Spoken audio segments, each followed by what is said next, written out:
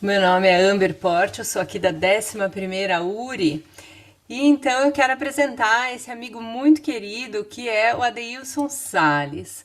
Adeilson nasceu em 59, ele é natural do Guarujá, litoral de São Paulo. É autor, médium e poeta premiado pela prefeitura da cidade de Guarujá. Ele publicou muitos livros, são mais de 40, para público de todas as idades, para crianças, para jovens e para adultos. Desses títulos, alguns foram adotados em escolas públicas e particulares, que fez com que ele recebesse o convite de algumas editoras para lançar livros paradidáticos. Isso se tornou realidade em 2011. Ele escreve pela FEB Editora, pela SEAC, pela Interlitera, são inúmeras editoras, né, que publicam os seus livros.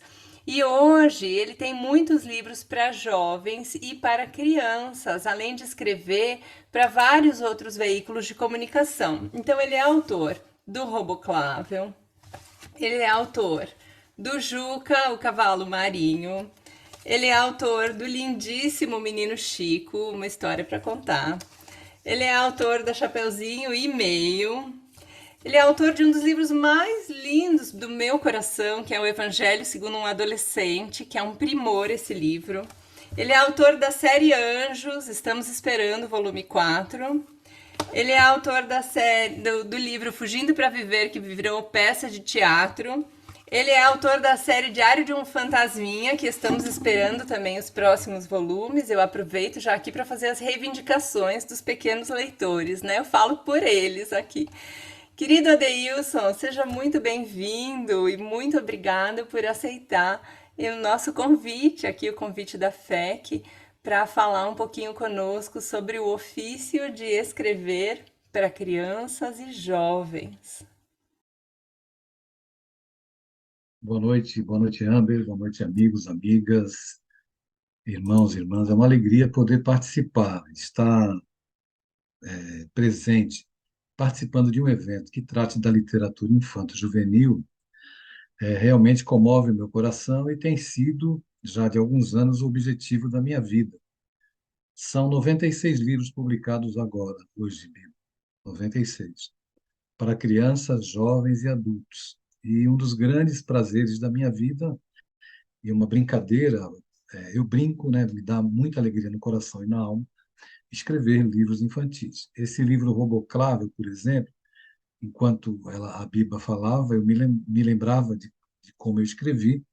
Ele foi escrito na hora do almoço, em 40 minutos, numa conversa com o pessoal da FERGS, do Saber Ambiental da FERGS, que me pediu para escrever alguma coisa que pudesse ser transformada em um livro infantil. Então eu sentei e acabou vindo essa inspiração, né? Sempre a inspiração que vem norteando o nosso trabalho. Eu escrevi. Esse livro ele tem uma particularidade muito interessante que merece ser citada. Ele foi publicado, ele foi editado, e quem custeou a publicação desse livro foi o Ministério Público do Rio Grande do Sul. E o Ministério Público pagou a edição desse livro com as multas aplicadas nos infratores do meio ambiente. Então, ele é um livro que tem um ilustrador que ilustrou a maioria dos meus livros infantis, está ilustrando hoje o livro dos Espíritos para Criança, que eu estou terminando de escrever, e nós lançaremos no próximo ano. É o Lorival Bandeira. Ele ilustrou os meus livros da FEB, vários dele, uma pessoa muito talentosa. Então, é claro que o livro infantil, principalmente nos dias de hoje, com a competição com a mídia e tudo mais, ele precisa ter um atrativo muito grande, uma ilustração muito bonita e, evidente, uma história que comova. Eu agradeço imensamente a oportunidade de estar aqui e digo a vocês que o meu mais recente lançamento para criança aconteceu na Bienal do Livro do Rio de Janeiro, agora dia 3 de setembro, num livro em parceria com o jornalista André Trigueiro, que se chama O Grito da Terra, né? E é um livro que está indo muito bem para ser usado no meio espírita e fora do meio espírita. E aqui atrás tem o meu desenho, né, que eu pedi para o ilustrador fazer, e do André Trigueiro. Estamos nós dois aqui. Então, eu estou aqui para contribuir naquilo que eu possa ser útil, para falar sobre o Roboclável, sobre qualquer assunto voltado para a literatura dos nossos adolescentes também. É uma alegria Muito obrigado pela oportunidade de ser útil. Alegria nossa, querido. O Adeilson também é palestrante, né? E além disso, é uma pessoa que sempre que eu acompanhei pelas escolas e em eventos, ele atende as crianças e jovens um por um, abraça um por um, né? Distribui abraços gratuitamente. Eu queria que você falasse um pouco para nós sobre como é que é essa experiência de escrever para as crianças e para os jovens. É muito diferente de escrever para o adulto?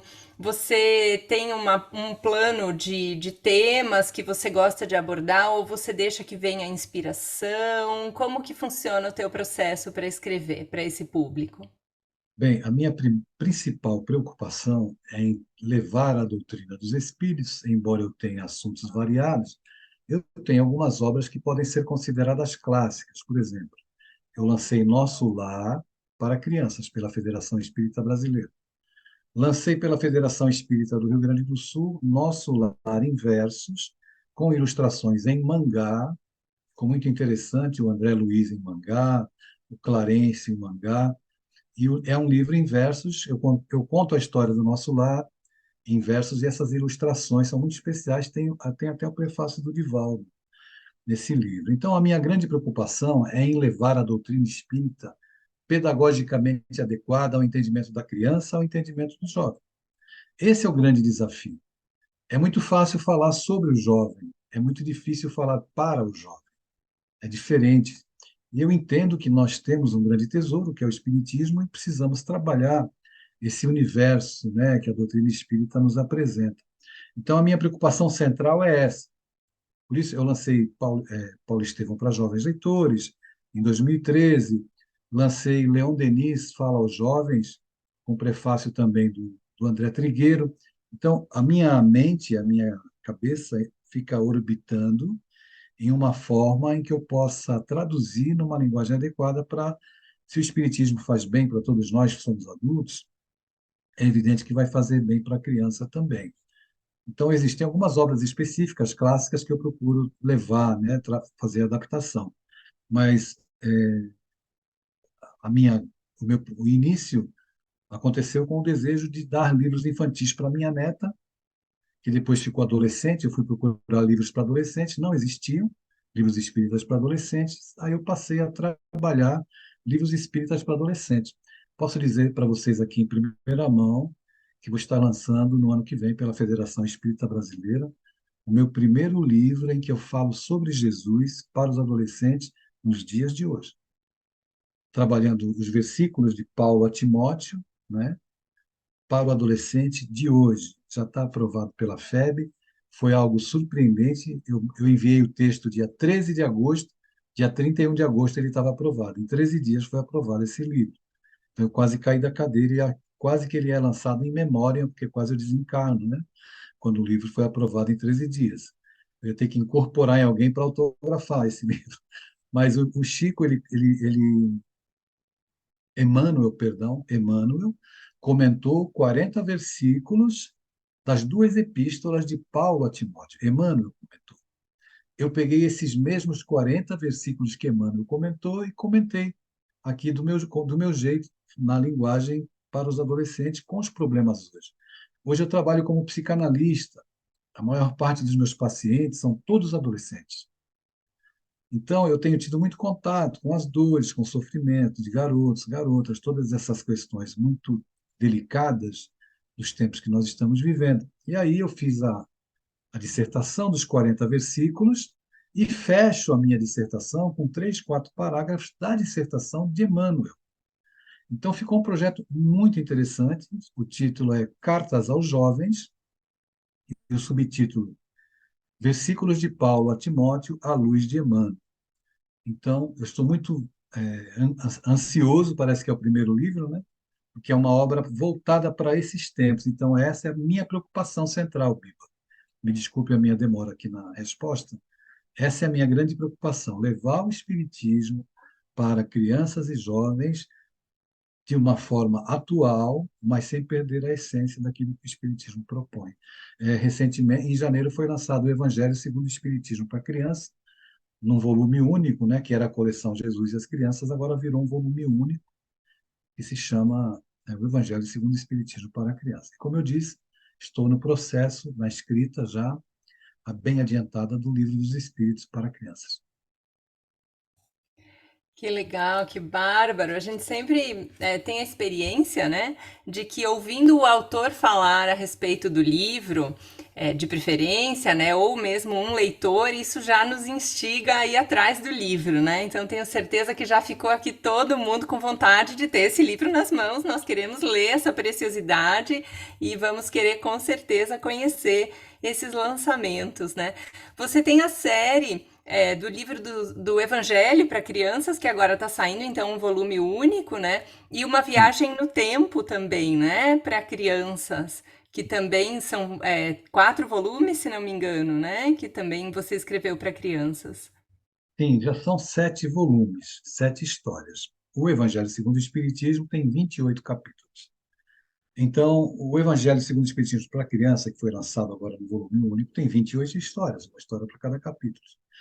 O projeto com a Federação Espírita do Rio Grande do Sul era lançar 3 volumes, com 10 histórias em cada um e 8 histórias em um terceiro volume. Mas eles acabaram lançando as histórias, individualizando os textos, e aí criou uma dificuldade. Então, a gente deve dar continuidade a esse projeto, mas o Evangelho em aventuras infantis, em histórias infantis, o da Fergues. Tem o Evangelho segundo o Espiritismo para crianças, tem o Evangelho segundo o adolescente, que foi esse que você mostrou, que a Fergues lançou com um novo formato, não sei se você já viu, um novo projeto gráfico. Então, algumas obras estão sendo relançadas, mas a preocupação básica, né, Biba, é trabalhar esse universo daquilo que o Espiritismo traz para as crianças e para os adolescentes. Eu acho urgente isso. Com certeza, e a experiência que a gente tem desse lado, né, dos evangelizadores e de pais, é realmente de uma carência, né?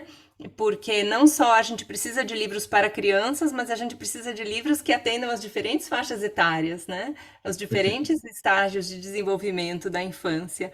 Então, nós só podemos ficar muito felizes, né, de ver todo esse trabalho realizado ali em prol da difusão do espiritismo para as nossas crianças e jovens. E a série do Diário de um Fantasminha, ela Então, vai ter essa sequência? vai ter a sequência, vai ter a Opa. sequência. Eu adoeci e fiquei algum tempo sem escrever. Então, retomamos o trabalho agora. Eu estou focado, né, na continuidade desses projetos que ficaram, porque as crianças gostam demais do diário. Adoro. Uhum. Adoram. Uhum. Então, elas me demandam, elas me cobram. Eu estive em Feira de Santana, na Bahia, e uma menina de 7 anos estava com o Diário de Fantasminha. Ela me perguntou se ia ter o 3. Aí eu falei que ia. Aí ela fez assim para mim, Biba. Tá de olho em, tá de olho em mim. Então, as crianças, elas me cobram. E eu tenho que dar um jeito. Eu não posso desencarnar sem continuar com essa obra, viu? E a gente percebe, né, que você tem esse dom, porque às vezes a gente oferece o livro para a criança e para o jovem, mas o adulto gosta do livro e a criança não gosta.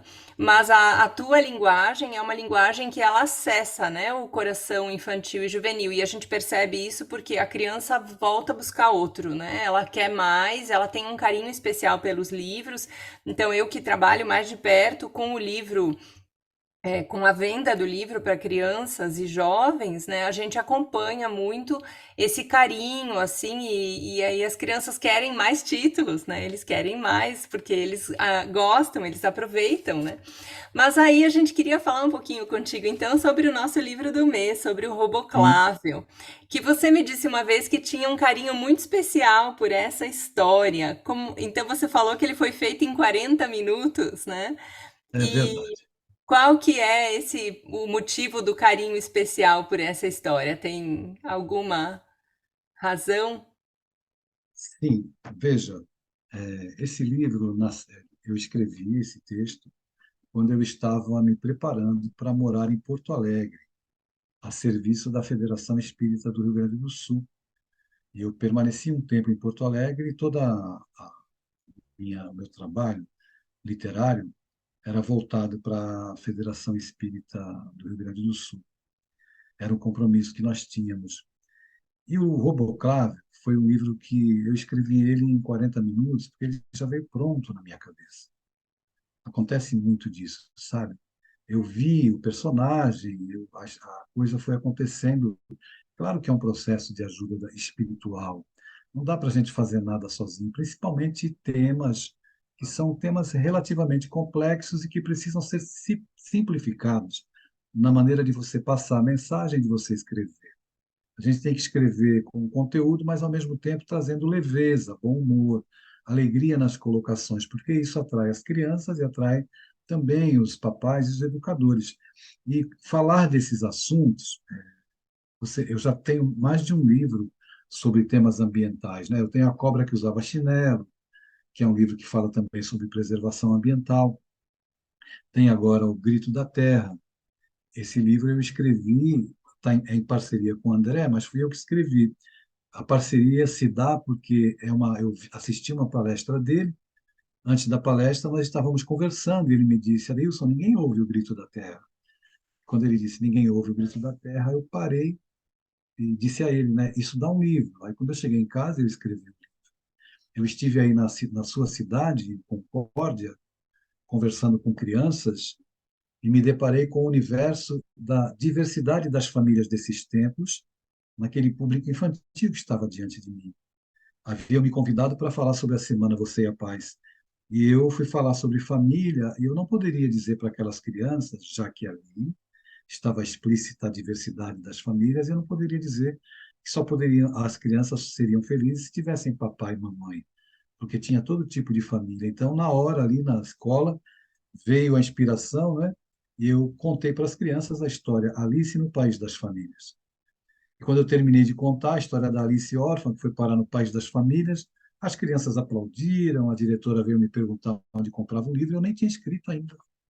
Eu escrevi no hotel em Concórdia, quando voltei depois da palestra com as crianças. O Roboclável, ele veio também dessa forma. A história, eu não vou dizer, eu posso dizer que eu sou o autor, mas eles me passaram o livro, eles me entregam, e eu sou apenas o facilitador para que o livro saia. As ideias que me chegam, o livro dos Espíritos está sendo algo arrebatador escrever esse livro dos Espíritos para a criança, porque eu levei 5 anos para descobrir como escrever. Eu não sabia como escrever o livro dos Espíritos. Então, essas obras, como o Roboclávio, que são obras que tocam em pontos cruciais com relação à educação, elas mexem muito com o meu coração. E aí é evidente que um robô que começa a falar e rimar tem tudo que de encantador, né, para a gente. E eu fiquei muito feliz, e foi numa fase especial da minha vida em que eu estava indo para Porto Alegre. Então, eles me telefonaram 11 da manhã, eles estavam numa reunião do Saber Ambiental. Deus, a gente precisava de um texto. Quando a meio-dia e meio, eu liguei de volta apresentando o texto para eles. Então, isso me marcou profundamente, né? Que incrível, né? Esse amparo espiritual, a gente percebe que é um amparo para o trabalho, né? É um amparo para o Trabalho. trabalho em prol dessa divulgação. Que coisa maravilhosa. O pessoal que está nos escutando está comentando aqui no chat que ama o livro. Acho que a pessoa, a Mari Falabretti, está falando aqui que ama o Alice no País das Famílias. É isso, Mari? E a Denise diz que fez fantoches desse livro, da Alice. É um livro realmente maravilhoso. Vale a pena conhecer. E quem quiser fazer perguntas para o Adeilson pode escrever aqui no chat que a gente passa para ele as perguntas. E uma das perguntas que nos mandaram, Adeilson, era como é que você explica o fato do robô falar na Sim, história? veja, a gente acaba colocando alguns componentes da fábula, né? E é evidente que, mesmo assim, eu me utilizo da tecnologia, ali do celular, que acaba sendo a voz, né? Por onde sai ali a voz do robô. Então, a gente trabalha componente da fábula, utilizando-se da tecnologia, porque a história infantil ela precisa trazer um encantamento, ela precisa mexer com a emoção, com o lúdico, para que a criança possa perceber e receber aquilo que a gente quer passar, respeitando a inteligência da criança. A leitura não pode ser uma leitura impositiva, nem para criança e muito menos para adolescente. Não pode ser uma literatura que queira catequizá-lo, a fazer e pensar do jeito que o escritor quer. O escritor não tem que fazer ninguém pensar. Ele propõe, traz uma história que encante e deixa que a criança viaje, que o educador viaje, que o adolescente também tire as suas próprias conclusões. Maravilhoso, né? Eu acho que assim, uma das grandes características de um grande autor e de um grande livro é partir dessa premissa, né? De não precisar explicar a moral, né? Mas deixar que a criança e o jovem percebam ali a sua verdade, né? As entrelinhas do que a história oferece, porque conforme a gente vai mudando, a nossa visão também vai amadurecendo, né? E vai mudando. Tu observa isso também? Tu olha para alguns livros teus do início, assim, e tu faz uma avaliação, ah, eu teria feito isso aqui diferente, ou não, tu não tem esse olhar. Tenho sim, tenho sim. Hoje eu estou muito mais sensível, né? Com esse trabalho, esse mergulho na psicanálise, a gente vai aprendendo que cada criança, cada adolescente tem uma singularidade na sua capacidade cognitiva. Isso tem a ver com o seu desenvolvimento emocional e, principalmente, com o contexto educativo no qual a criança está inserida. Então, existem crianças que desenvolvem traumas, né? As crianças não são respeitadas emocionalmente, os adolescentes também não são respeitados emocionalmente. Você encontra um adulto, você consola. Você encontra um adulto chorando, você consola. Uma criança chorando, você pede para ela engolir o choro, para ela parar, que aquilo é bobagem. Então, ela precisa manifestar suas emoções porque ela não consegue nominar o que sente. Uma criança não sabe dizer, eu estou melancólica, eu estou depressiva, né? Ela manifesta muitas vezes através da birra, da raiva, de jogar as coisas, um recado, uma mensagem. Ela quer expressar aquilo que está doendo. Mas como o adulto ainda não aprendeu a respeitar a criança, porque o adulto também, na maioria das vezes, não foi respeitado, então a gente está num processo agora de amadurecimento, o avanço da psicologia. A gente está começando e tendo profissionais muito competentes, pessoas e escritores que estão mergulhando nesse universo, né?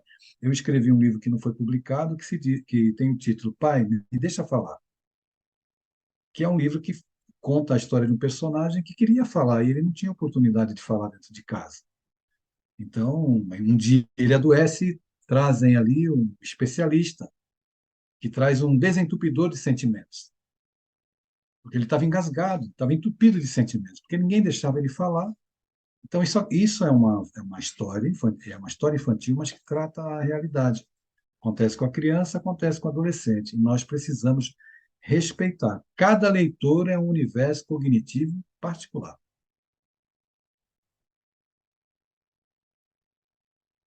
É verdade. E acho que essa temática, acredito que muito adulto já se identificou e já está querendo um desentupidor de sentimentos para si, né? Já o pessoal já está. É a história que a gente diz que indica o livro de 0 a 100 anos, né? Que ele serve para todas as idades. E eu queria te perguntar sobre o trabalho com o ilustrador, né? Você disse que ele tem ilustrado praticamente todos os teus livros. Como é que é essa conversa com ele? Você conversa com ele ao longo da história? Você apresenta a história pronta e daí vocês trocam ideias? Como é que isso funciona? Eu apresento a história e o ilustrador ele vai desenvolver, a partir da história escrita, através da sensibilidade dele, ele vai ter uma percepção. Então, o Bandeira de Mello, L. Bandeira, ele ilustrou vários livros meus da FEB. Inclusive, o Roboclávio foi ele que ilustrou. Menino Chico, Segredo da Onça Pintada, Um por Todos e Todos por Um, e muitos livros. Não todos os livros. Diário de um Fantasminha, por exemplo, foi o Rui Juazeiro, que ilustrou também o meu livro com o André Trigueiro, agora. A série Anjos, que a Interlitera publicou, que agora é volume único, os 3 livros agora viraram volume único. Ficou muito bonito mesmo. Foi ele. Mas, basicamente, eu apresento o texto e a editora me pergunta, né, se eu indico algum ilustrador. O Bandeira é o ilustrador mais caro que tem. é o mais caro hoje. E sempre foi, na verdade, né? Mas aí a gente vai trocando ideias. Eu estava domingo, ele me ligou por chamada de vídeo no WhatsApp e ele compartilhou a tela dele e desenhou na minha frente o personagem. Então, nós temos muita proximidade, nos tornamos amigos. Então, é um processo de envolvimento de ambas as partes, mas o texto é apresentado normalmente e o ilustrador apresenta alguns traços e a gente observa se aquele traço se identifica, se representa bem a ideia que a gente quer passar. Se representar, ótimo. Se não, aí a gente propõe que se faça outro, enfim. Te pedir então para deixar umas palavras finais aqui para nós. O que que você diria para esses leitores de hoje, para tanto para as crianças e jovens como para os pais e evangelizadores que estão aqui no grupo? Olha, eu diria que a história ela é melhor do que qualquer equipamento eletrônico. Uma boa história. Quando dizem que um adolescente não lê, eu fico muito triste. Eles leem. Quando a obra é ruim, eles não vão ler. Mas se existe uma obra que encante, eu lancei Um Mistério na Escola, em homenagem ao Marcos Rey, um dos grandes escritores da literatura nacional para adolescente. Então eu criei aquela história em homenagem a ele. A questão é sempre a linguagem. O livro é sempre atraente. O método de evangelizar os homens de Jesus é a contação de histórias. Então, nós precisamos nos habilitar e ter boas histórias para contar, porque a criança sempre vai se sentir atraída e o adolescente sempre vai se sentir atraído. Nós devemos nos preparar para esse universo e devemos ler bastante, ler muito, porque é isso que nos traz inspirações, que nos capacita, que nos fortalece e nos encanta também, fazendo com que, nos alimentando, nós possamos distribuir essa energia, essa amorosidade que eu entendo que a literatura é capaz de passar.